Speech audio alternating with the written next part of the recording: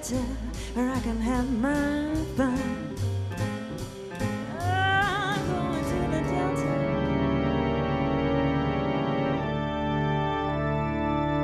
Are we just silent for this opening part? Or? Hello, everybody, and welcome back to our FineIsh hour. This is to celebrate that we're getting into the Halloween month of October.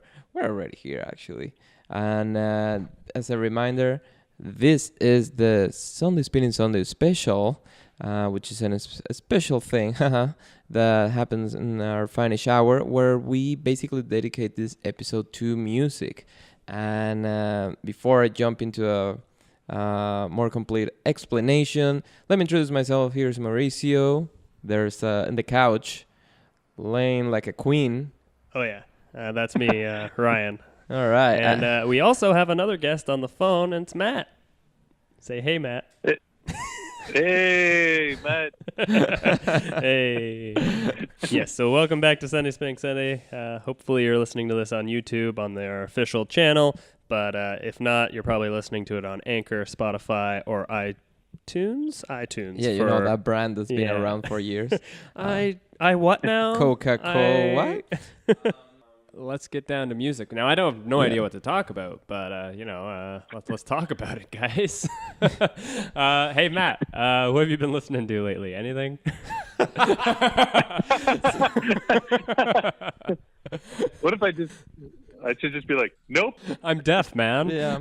No, but I in actuality, I've been getting into some kind of early kind of retro punk bands that I've always kind of wanted to get into because of my love for Iggy Pop and that kind of music, Lou Reed and that kind of thing. But I think so. I went through Spotify, of course, because where else do you go to? And they have like a alternative punk playlist, and I'm like, okay, let's do that. And just kind of went through and then made a playlist out of ones that I just kind of like the first 30 seconds of songs. I don't know if you guys have ever done that. Where Just to test the waters. If it hooks me right away, especially with a punk song, because it's only 2 minutes, right. I'm like, if I like it in the first 30 seconds, I'm probably going to like the whole song. So Exactly. It all goes downhill from there. Oh, this is garbage. So some of them have, and I've been like, okay, got to ditch that one. But the one that drew me in right away that made me want to make the playlist was by this band called Television. Oh, yeah, for sure. Song called Marquee Moon. In particular, it's Ryan, you'd like it because it's a 10-minute song. Okay, cool. And that's the first song on this playlist, and I was like, 10 minutes. I'm what's the playlist called? The playlist that I like, the one I you created, made. or I called it Marquee Moon because it was the first song. Yes. On Okay. That's great. I was gonna say, and I'll probably talk about this right after you talk about this. I name all my playlists pretty much on like the first song of the playlist. Yes, definitely. Oh, I definitely want to get bastards. that. Yeah, yes. And sorry, I have to interrupt you before you get into Marquee Moon. I actually made a punk playlist, and it's called Submission. And on the playlist, I have Marquee Moon on Television by Television. Hey, I actually have it in my punk playlist. Nice. Have you listened to it yet, or just? I have. I can't recall how it goes, but I've definitely listened to it. Oh, that's hilarious. That's awesome. Yeah, it got me right away. It's one of those ones I really like, and I've talked about this with you guys before, but to our viewers / listeners. I always listen to music, like the instrumentation first, rather than lyrics, or even the content of the lyrics. Right. So if a song hooks me right away with a hook, with whatever kind of bass line or whatever it is, I'll listen to that first, and then I'll listen to like the way the artist sings before I even listen to what they're saying. Does that make sense? Oh, totally. Like if they're singing in a certain way, like with passion and feeling, then that really gets me going right away before I even get to what they're actually saying. So with this song, it was a good melody at the beginning, and then the way he sang in kind of like a desperate kind of, I don't know, like a desperate kind of tone, I guess you could say. Yeah. I was like, I'm in. And, we love our longer songs, and I definitely, that got me right in, and I'm like, oh, great start. So I'm listening to that and other stuff by them and different kind of punk brands, Bad Brains, Misfits, some Ramones. some old yeah, you know, that kind of thing. So yeah, Nice. yeah. Kind of. So that Kind of jumping back into. Shut up, Matt. Kind of. I love you, Matt. I didn't hear what you said. So. Good. You'll hear it later. Yeah. Okay. No, that jumping back into what you say about the voice. It's true, especially because nowadays I'm gonna sound like an old man, but nowadays You are an old man. I'm an old man. Everybody, there's a lot of bands, very LA kind of bands that they all sound the same. You know, like that. You have like this pretty perfectly clean voice. It gets boring. You can tell there's no, like you say, the feeling, or they're not injecting some kind of, you know, personality to it. Put some auto-tune in it. They're awesome. Yeah, that's something about punk. It's one of those kinds of music that you can actually feel the passion in a different level, because they don't even care if they can sing good or not. They just care about how much energy they can bring. Yeah, a good punk album should bring a lot of energy. The same energy you can get live, you could get it from a studio album. And that's pretty unique, because it's normal to say, well, every band is probably good live, except Fergie. And, you know, you go there with an expectation. But for me, a punk band, it should feel just like I'm listening to the album. You know, it's this kind of pandemonium. So I think you're right with the voice. I'm on the same boat. I listen to the music, and if the voice is particular enough, I'm in. Yeah. I would also have to agree. I feel like lyrics does come almost last. It's very rare to like know every lyric in a song and judge the meaning first. Usually it is the melody that hits you first and sticks with you. Of course, there could be like one line that like sticks out and like, oh, I like that song because of that one line. But that's fairly rare. Usually it does come down to all the aesthetics of the singer's voice or the way they're playing their instruments and doing their thing. Yeah, I find that, and I know, well, I'll use one of my favorites as an example, Bruce Springsteen again. Yeah. Not to bring him up every week, but he's like. We just want to show him up more on the YouTube thing. He's my example for this, because he doesn't have a necessarily a good voice at all, really, but the passion that he sings with gets me into the song way more than if he had a classically good sounding voice, if that makes any sense. Like I don't know. Pick whoever you want for that, but I have to feel it before I can get into it. So. Now I just have to bring up this artist because just as a kid I didn't like him, but because of his voice. But then I learned to love his voice, and he's no longer with us. But that'd be Gord Downie from the Tragically Hip. But obviously, as a Canadian staple, they work their way into my heart, and I know how much passion he always gives in his performances, and that really won me over more than anything. And you get used to it, right? Just like everything else. I got used to his voice. Same with like Rush. All Canadian artists, they have weird voices. So Neil Young, except Justin Bieber, who has a beautiful voice. Oh yeah. Like made by angels, and Celine Dion, whatever. Yeah, but you're right. I had the same reaction towards Tragically Hip the first time I listened to them. Funny thing, I never heard of them until I came to Canada. Like, I can tell it's a very local, Canadian symbol in a way. I guess that's a way to call it. Yeah, didn't have any contact with them until I came here, and of course I heard about the news of Gord Downie battling the brain tumor and everything. It probably would be a kind of music that I wouldn't get too much into, but I think definitely the way his voice is so unique, it's what helped me to actually go through more of the band. Because if it was that music with a regular guy's voice, I wouldn't pay attention. Yeah. but he made it special in a way. And it even blew my mind even more to see him live, which I was lucky enough to see him sing one song live. I couldn't believe this guy's voice. And this was very, very into probably the worst part of the disease, because there was nothing to do. So they decided to do a tour to say goodbye and thanks to their fans. And I saw this presentation like probably a few months after the tour was over. And the guy had so much energy, so much. And it's a very interesting story that I don't think we should get too lost in it, but people can check around, read more about it. I always, especially with Tragic Clip, and I, with everything that Mauricio said, I mean, they've been important to me for a long time, and even more so over the last couple of years. And I got to see them. Luckily, they came to St. Catharines, where I live. Before all that was announced, it was about maybe 6 or 7 months before. I'm not sure if he even knew himself yet. Wow. I don't think so,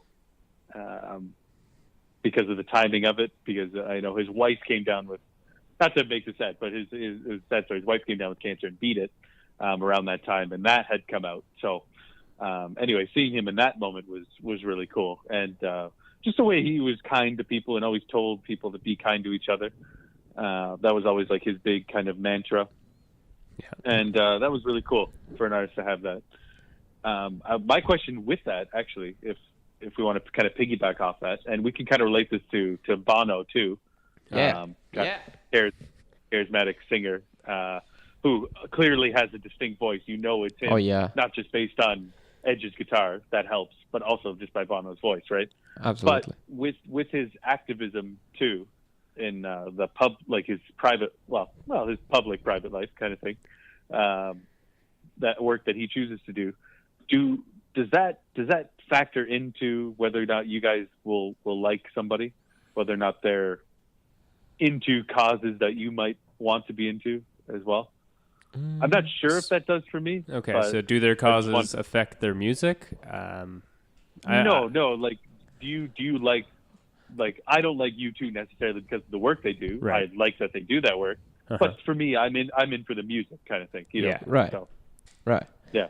I think I get what you say. When I discovered U2, I got lost. Like, I fell down this spiral of just U2. I don't care about anything else. And I got very involved, and of course the whole Bono thing, to the point that I even voluntarily went and subscribed to the One campaign and everything back in the day, because I was like, it sounds like a good thing. There are some times where I really don't mind what he does. I think I don't see anything bad in what he does. People criticize, well, if you have so much money, give away some of your money. Hey, you're doing this, you're doing that, whatever. Yeah, maybe. Yeah, sure. It's his money. He can do whatever he wants. He could be like some people, like a Gene Simmons, who's just like, give me more money and I do whatever I want. I don't care about others. Or you can be like Bono. I have a lot of money, but I'm also going to use the most powerful thing that I have, which is my voice, because everybody pays attention to me in the political environment, which I think is important as well. Did that make me get lost in it? No. When I think about U2, I don't think in Bono doing this or that here or there. I'm all for the music. I love the music. That's my number one thing. And when I see that, Bono brings up some awareness about certain things, I'm like, sure, man, that's important. Somebody has to do it. And if there's someone with the power and the voice to do it, might as well use your own platform. If you do it during the concerts, I don't see why not. And what they do is just sending a positive message. And if you don't like it, you don't go and you don't pay for the concert. That's it. Or while they do that, you go to the washroom or you go and get more beer. It for me doesn't have much impact because it's such a little thing from what U2 means to me. And I really respect a band that it's just promoting positive things. Yeah, I don't know if that answered your question. All the U2 songs, I really wouldn't know half the stories that are being said. Yeah, it's a very political band. And if you get into it, you have to, the last albums, people will be like, oh, no, why you have to talk about politics? We don't care. Just sing your things, whatever. Dude, the third album is called War. What are you expecting? The Unforgettable Fire, and it's a political band. Mm-hmm. Period. if you don't like it, that's okay. But don't ask them to, you know, stop singing about politics. Be an entertainer. It's like, there's a bunch of options. There's pop. There's other things if you want to be entertained. And a band that big, they have to use their voice to influence good. Yeah. You know? Like, I feel like it's almost a duty of, you know, someone who gets that big to spread some positive news. Maybe not a duty. Like, no one has to do anything. They have the stage for sure. They do. They have the voice and the power. It's up to them to do whatever they want. But at the same time, you have something like Kanye West. You don't like YouTube because Bono just talks about ending extreme poverty in Africa, or you're going to stop listening to Kanye because he's just promoting or I don't know what the hell he's doing, to be honest. It just sounds like he's crazy. Promoting Donald Trump. So what is happening here? And I think that proves that, like, I don't really care what they do in their personal lives. It doesn't affect the music. As long as it doesn't hurt anyone, in my opinion. Because I still like Kanye's new stuff. Like, I really do. But, of course, I think he's bonkers on Twitter and, like, outside of that. So I just don't even pay attention to that. Yeah, I think that's usually how I would be too. I like a lot of people that are probably horrible. That we never really know somebody. So, yeah, you never know. If they're, I think that makes me feel better if I like somebody who's making other people feel better too. So yeah, exactly. You kind of feel a part of that, like with the YouTube community too. Any kind of entertainment where you can feel kind of a part of it just by listening to it or watching it is a cool thing. So. Yeah, for me, even if the people there, most of the people are just gonna walk away from the concert and forget whatever the message was, or even if you go to a band, not pointing at YouTube or any other band, and they say, they're delivering this message, and even if they don't believe it, at least I feel they're delivering a positive thought, a positive mindset, and for some people, it's gonna stay. It's going to remain there, and it's a good thing. And with Kanye, it's hard to tell because the guy's just been so random the last years, actually.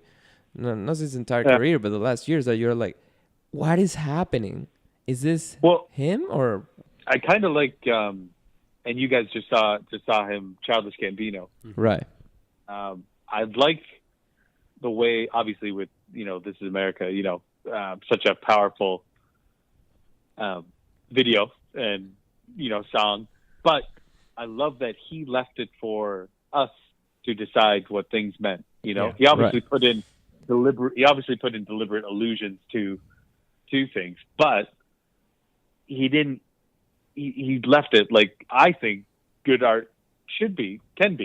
Yeah, that you put something out there, you obviously have a certain idea of what you want to put into the your video or whatever art you choose to do, but he left it for the audience to decide, and then walked back away from it. Yeah. And I think that was a really cool way in this time, especially, to do what he did. And he didn't take. I'm sure he didn't. There wasn't heat on him because he was able to go. Well, you put that on. Yeah. The art, and I think that's a cool way of doing things where.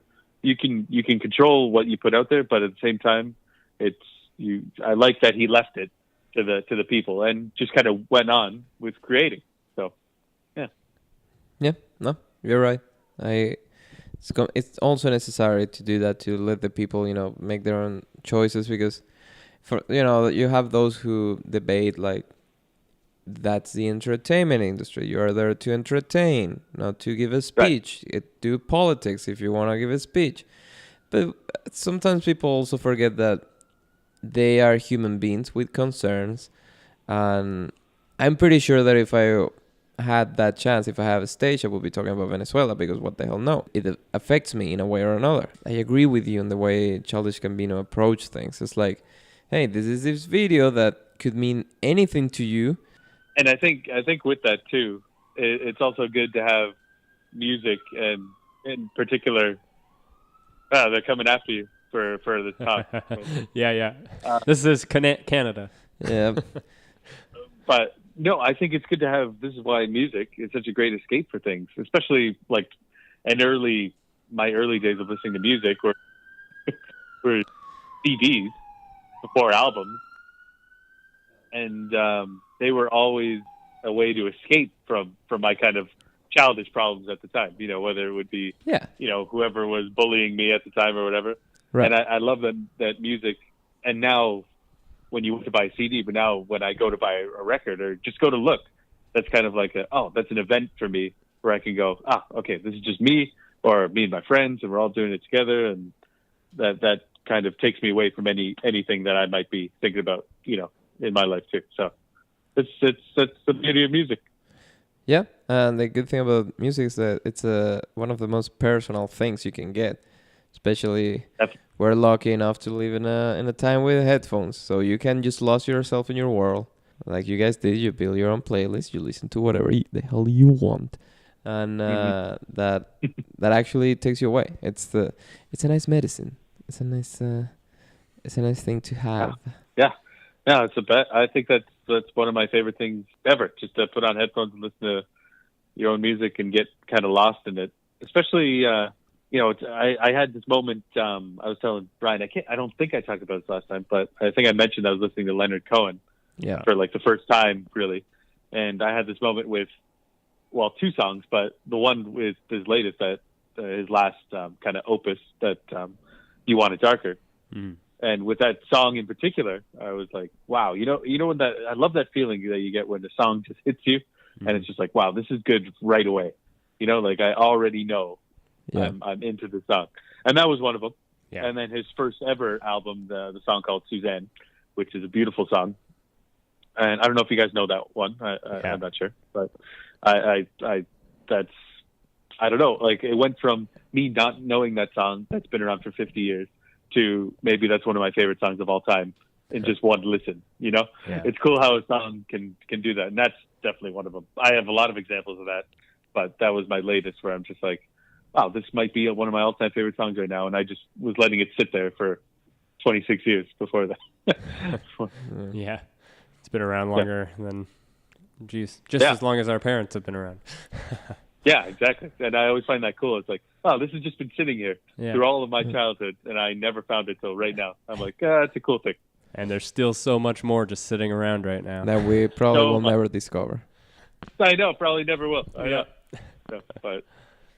Well, that's where you guys. That's where friends come in. That's where you guys have helped me. I would have never listened to as much U2 as I have with Mauricio, and I never would have listened to a lot of bands with Ryan, but especially like the National, especially. Right. You know, they became somebody really special, not because just that we got into them, together kind of thing, but.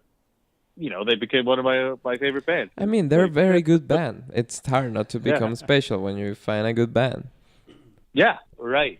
If someone shares you trash, you're like, well, I guess he likes trash. But if someone shares you like a good band, you're like, it's impossible not to like it. It's I mean, they're good. Yeah, definitely. Yeah, even if that's true. Even if, like Mauricio, say you suggested somebody to me, even if I wasn't necessarily into them, I'd probably already know. That I'm like, oh, if he's listening to him and if it's one of his favorites, I'm like, they're probably good, even if I don't necessarily like the genre. 100%. 100%. Yeah. Yeah, and that's a cool thing to me. I can go, okay, I automatically have respect for that. Yeah. If somebody close to me suggests somebody, I'm going to listen at least, So. That's cool. If you guys suggest anything to me, I'm definitely going to listen to it, no matter what. Like I will put time away. Because I respect you guys' opinions. Oh, yeah, no, I feel the same way with you two. Like, if you said, not you two, you as well. Yeah, enough of you two. Specify. You, T-O-O. Yeah. But yeah, anytime you guys, hey, I was listening to this, okay, I'm in. Whatever it is. I'm going to be in. It's funny because I'm not the kind of guy who suggests many things. I think I'm very insecure about the music I listen to.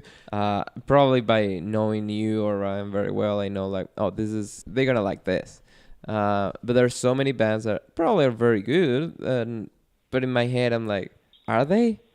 Or I'm just enjoying it because it's the right time, or because I like how silly it is and I can explain it.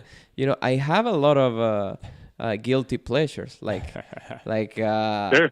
tons. Tons of guilty pleasures. I felt this way about Lana Del Rey. I didn't know if I really truly loved her until like I talked to Mauricio about her, and he's like, yeah, I love her. And it's just like, okay, I can act, it legitimized I'm not crazy. my my obsession with her. Yes, yes. That's fun. You know, and her, Lana in particular, I still have not really gotten that. You know, I'm not in the place where you guys are. Well, but I respect that you guys feel that way, and I can see that she's good. You know what I mean? Like I can still see all that, just because I'm not necessarily listening to her. I can still see all that. Which, to be honest, like I think she's good for her style. Yeah, and it just works for me. I'm feeling that mood. I'm often. like, you know what? That drowsy, smoky laziness of the heat of LA that she transmits with her music.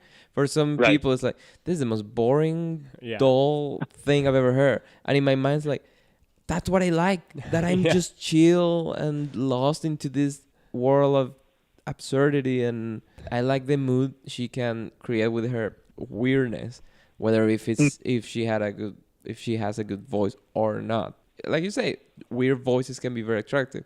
She has a very weird voice. Yeah. And very weird way to do things. Yeah, when we did the Lana Del Rey Sunday Spinning Sunday, we got like so many people just hating our music taste after that, being like, oh, I thought you guys listened to good music. Now I don't think so. Like, and it was just like, oh, well, that's objective. And like, and I was hell yeah. Yeah. And we worked it in that episode. Like, I was like, you can tell our fandom in that. I was like, I don't give a thing. Yeah. Honestly, man, you have no idea how many guilty pleasures music-wise I have. Oh, man. And I don't share them because I'm like, oh, man, they're going to think I actually don't have good taste. I just been it was just lucky. But it works for the moment. It works at the time. It makes sense, or it makes some kind of connection with something that we like, probably from our childhood. Yeah, like Africa covered by Weezer. That's hilarious, but I love it now. Yeah, sure. Actually, wow. I have 3 topics I think I want to bring up maybe next Sunday Spinning Sunday. I don't know how much time we'll have today, but I'm just going to list them off so we can come back to them. So, yeah, guilty pleasures. What are your guilty pleasures? Like full on get lost in it. Yeah. I have a good one that I've been listening to lately, guilty pleasure. Oh, yeah. We're going to open that door. Are we going to open the door now, or you want to save it? I want to save it. Well, I could just say it rhymes with Schmom Schmoan, so bless you. Tom Jones. That's not a guilty pleasure. Yeah. Tom Jones. Yeah. I think I don't care what anybody says. He has an awesome voice. So he does have an awesome voice. Yeah. One of my biggest guilty pleasures lately. But I can get more into it next time. See, but even your guilty pleasures are not that bad. No, it's only because middle-aged women love him. That's why it's his guilty pleasure. I love ABBA. There's nothing wrong with Tom Jones. Okay, so the other 2 things I wanted to talk about was one, my obsession with Spotify playlists. We kind of touched upon that today, and there's so much more to talk about. And I forget what the last one was. Oh well. You got this, right? Come on, push it out. I'm not. You're pushing me into you're pushing it out of my head. It's not coming back. Well, I try. Yeah. That's. It'll come back to me. Just do a sign off, and I bet you it'll come back. Hey Matt, you know what's my favorite thing? What's that? You say your favorite thing is to have headphones and get lost in the music. Yes. One of my favorite things is to wear headphones and pretend I'm listening to music so people don't talk to me. Yeah. Definitely. I do that at work because sometimes you just want the sound of your surroundings. You just want to get lost in that white noise of the city or whatever, but you don't want to talk. You don't want to engage into a conversation. And I just wear my headphones or my earplugs and goodbye, everybody. I used to do that where I wouldn't play music sometimes at college.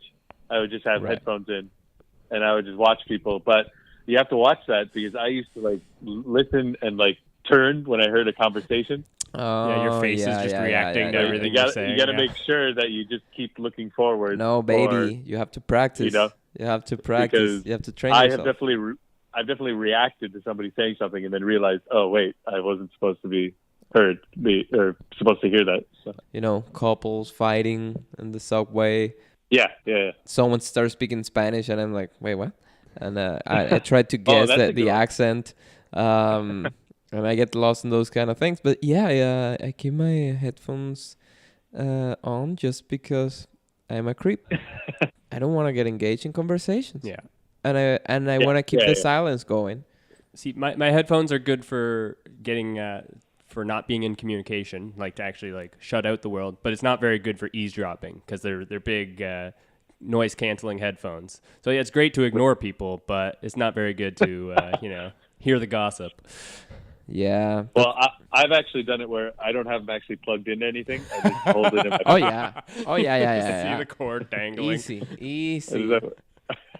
You're even like bobbing your head to try to like be more convincing. Yeah. Oh yeah. Definitely. Okay, I do remember my third conversation. Okay, so there's the guilty pleasures, there's the Spotify playlists, and how do you discover new music? That's a topic on its own. I think that's gonna be more a monologue of yours. Yeah.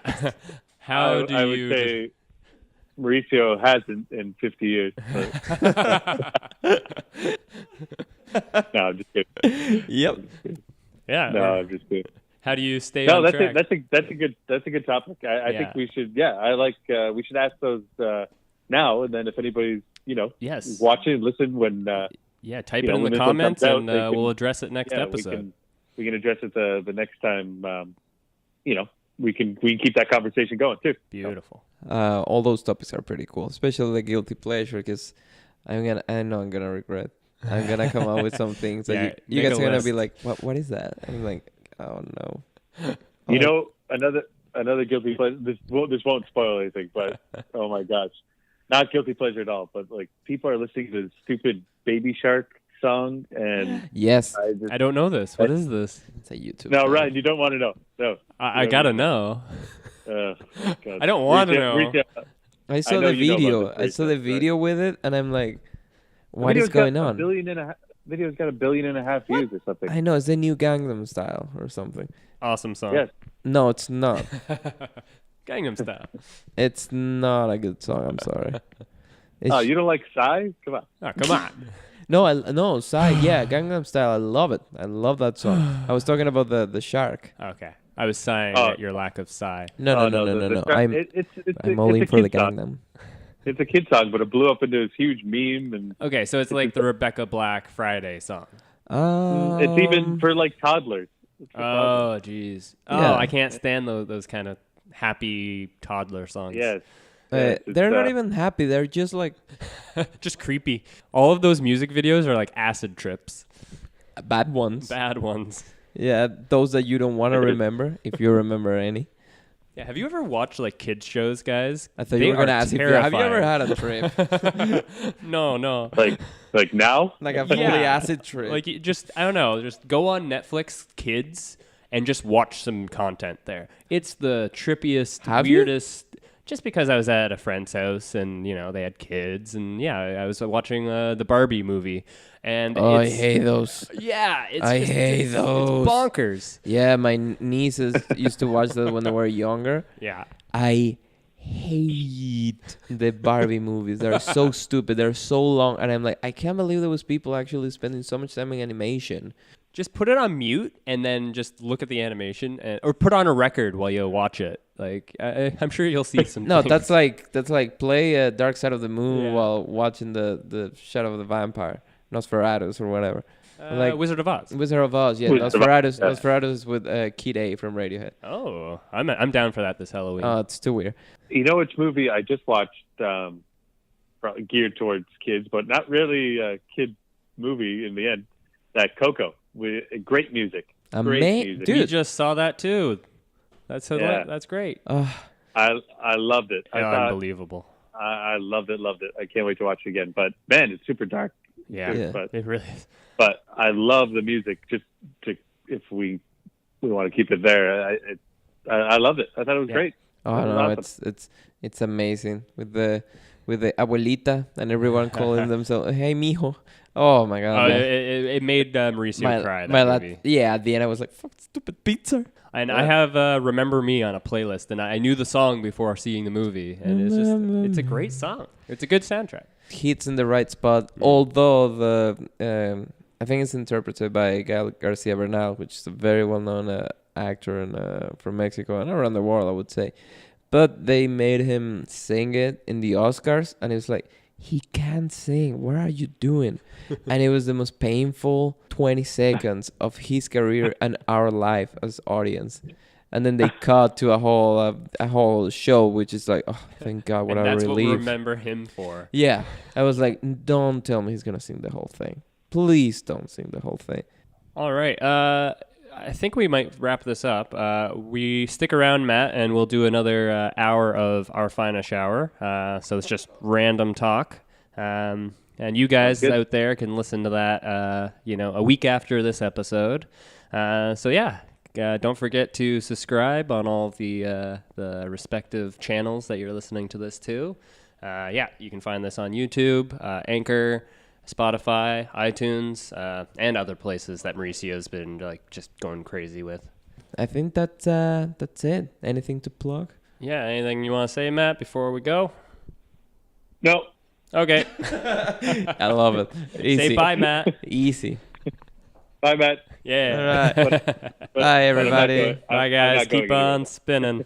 Au revoir.